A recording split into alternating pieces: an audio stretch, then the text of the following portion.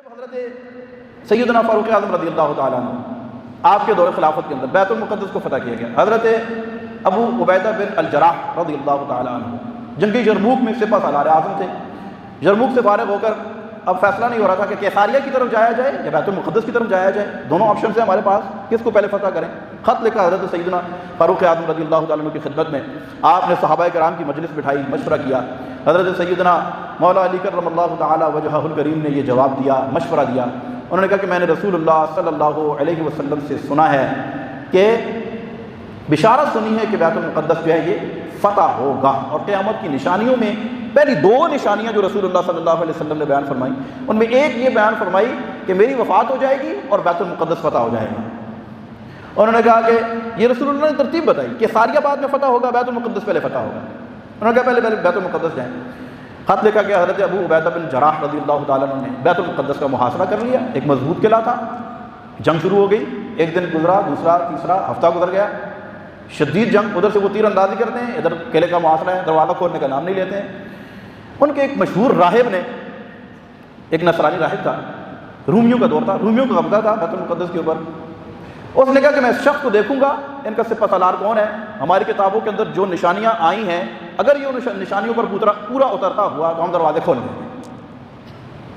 حضرت ابو عبیدہ بن جراح رضی اللہ تعالیٰ عنہ کو سامنے لایا گیا، راہب سامنے آیا، انہوں نے اپنی شرطیں معمول کے مطابق پیش کی، یا تو اسلام قبول کرو یا جزیہ دو یا جنگ کرو۔ وہ راہب ان کو دیکھ رہا ہے، ٹک ٹکی باندھ کر، کوئی بات نہیں کر رہا، کسی بات کا جواب نہیں دے رہا، اندر جا کر کہتا ہے کہ ساری زندگی بھی لگے رہے بیت المقدس کو فتح نہیں کر سکتے، جس نے فتح کرنا ہے وہ کوئی اور ہے، وہ کوئی اور ہے۔ پھر جنگ شروع ہو گئی، 4 ماہ تک یہ محاصرہ جاری رہا۔ 4 ماہ کے بعد پھر یہی بات انہوں نے کہا کہ یہ نہیں کرے گا فتح۔ اچھا، حضرت ابو عبیدہ بن جراح رضی اللہ تعالیٰ عنہ نے فرمایا اچھا ہم نہیں کریں گے تو پھر کون کرے گا، نشانیاں بتاؤ۔ انہوں نے کہا نشانیاں تو ہم نہیں بتائیں گے، نام بتا سکتے ہیں۔ انہوں نے کہا نام بتاؤ۔ انہوں نے کہا نام ہے عمر۔ مسلمانوں نے نعرے لگانا شروع کر دیے، انہوں نے کہا کہ یہ تو اس کا مطلب ہے ہم تو پہلے ہی فتح کر کے بیٹھے ہوئے، ہم تو ایسے ہی آپ سے جنگ کر رہے ہیں۔ خط لکھا حضرت سیدنا فاروق اعظم رضی اللہ تعالیٰ عنہ کی خدمت میں، آپ تشریف لائے، راہب نے دیکھا نشانیاں پوری تھی، دروازے کھول دیے، بیت المقدس بغیر قتل و غارت خون ریزی کے فتح ہو گیا۔ 11ویں صدی ہجری تک مسلمانوں کا قبضہ رہا۔ پھر اس کے بعد عیسائی آئے، پھر اس کے بعد سلطنت عثمانیہ، پھر 1917 کے اندر دوبارہ اس کے اوپر عیسائیوں نے، نصرانیوں نے قبضہ کیا۔ پھر 1947 کے اندر جب انگریز یہاں سے گئے نا، اصل جو ابتدا ہوئی اس فتنے کی، جو موجودہ فتنہ ہے وہاں سے 1947-48 کے اندر جب انگریز یہاں سے چھوڑ کے گئے نا، تو یہ 2 تحفے ہمیں دے کر گیا، ایک کشمیر اور دوسرا فلسطین۔ یہ 2 تحفے دے کے گیا ہمیں یہاں پر، ایک کشمیر اور دوسرا کہ یہ آپس میں تو جا رہا ہوں لیکن اپنی یہ پیچھے فتنے چھوڑ گیا ہے۔ اب جو ہے نا وہ فلسطین کو انہوں نے کوئی 56% جو علاقہ تھا فلسطین کا، وہ انہوں نے یہود کے حوالے کیا، کہا کہ ادھر آباد ہو۔ اب انہوں نے جو ہے نا یہاں پر اب بیٹھنے کی جگہ جب ان کو مل گئی نا، تو انہوں نے لیٹنے کی جگہ بنانی شروع کر دی۔ وہاں کے سب سے پہلے کسانوں کو ظلم و ستم، پھر آہستہ آہستہ کرتے کرتے قبضہ کرتے فلسطین، حتیٰ کہ بیت المقدس کو بھی 2 حصوں میں تقسیم کیا گیا، جس کا مشرقی حصہ مسلمانوں کو دیا گیا اور مغربی حصہ جو ہے نا وہ یہودیوں کو دیا گیا۔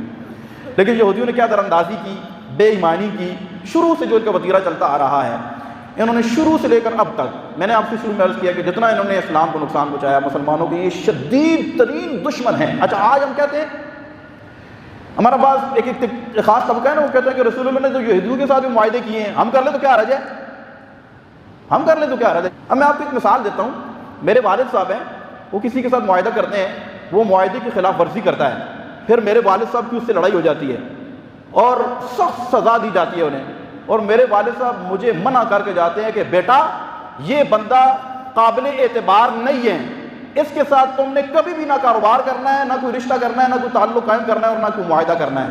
آپ مجھے ایمانداری کے ساتھ بتائیں کہ میں اس کے ساتھ کوئی معاہدہ کروں گا؟ نہیں نا۔ بنی نضیر، بنی قریظہ اور یہودیوں کے جن قبائل کے ساتھ رسول اللہ صلی اللہ علیہ وسلم نے معاہدے کیے، یہ معاہدے والی بات آدھی تو لوگ کوٹ کر دیتے ہیں، یہودیوں کے ساتھ معاہدے کیے رسول اللہ نے، لیکن اگلی بات کیا ہوئی یہ بھی تو بتایا کریں۔ اگلی بات یہ ہوئی کہ یہ اپنے معاہدے کی پاسداری نہ کر سکے، انہوں نے اپنی ہٹ درمی کا ثبوت دیا، اپنے معاہدے کی خلاف ورزی کی۔ رسول اللہ صلی اللہ علیہ وسلم نے ایک یہودی قبیلے کے کم و بیش 700 لوگوں کو بازار میں کھڑا کر کے گردنیں اڑوا دی، یہ بات کوئی نہیں بتاتا۔ اچھا پھر اس کے بعد فرمایا لا تتخذوا اليهود والنصارى اولیاء، یہ یہود اور نصارہ تمہارے کبھی بھی دوست بن سکتے، میں نے آزما لیا ہے، اے میری آنے والی امت میں نے معاہدے بھی کیے ہیں، آگے ان کے ساتھ ان کو چلانے کی کوشش کر کے تمہیں ایک مثال قائم کر کے بتائیے کہ یہ کبھی بھی تمہارے ساتھ مخلص ہو سکتے نہیں۔ اب جب رسول اللہ نے ایکسپیریمنٹ کر کے ساری چیزیں، پھر اس کے بعد قرآن پاک کی متعدد آیات کہ یہود اور نصارہ تمہارے دوست نہیں ہو سکتے، پھر ہم یہ بات سمجھنے سے قاصر ہیں کہ کوئی یہودیوں کے ساتھ کیسے کوئی معاہدہ کر سکتا ہے اور ان کے ساتھ کیسے صلح کر سکتا ہے۔ تو اس وقت جو ظلم و بربریت اور جو انہوں نے پوری دنیا کے اندر ایک ریکارڈ توڑ رکھا ہے اس وقت جو فلسطین کے اندر ہو رہا ہے، اور جو بچوں، عورتوں، بوڑھوں، جوانوں، اور یعنی عداوت کے بھی کچھ آداب ہوتے ہیں، جنگ و جدل کے بھی آداب آپ کو پتہ ہیں۔ یہ نہیں کہ جنگ کے اندر آپ جو چاہیں کریں، کچھ عالمی قوانین بھی ہیں، اور ہم سب جانتے ہیں کہ یہ بالکل ہر حد پار کر چکے ہیں اور کر رہے ہیں، سوائے اللہ کے قہر کے اور اللہ کی مدد کے۔ اور پھر اس میں آپ کو پتہ ہے 56-57 ہمارے اسلامی ملک ہیں، اور ہمارا اس میں کیا کردار ہے ہم سب اس سے واقف ہیں۔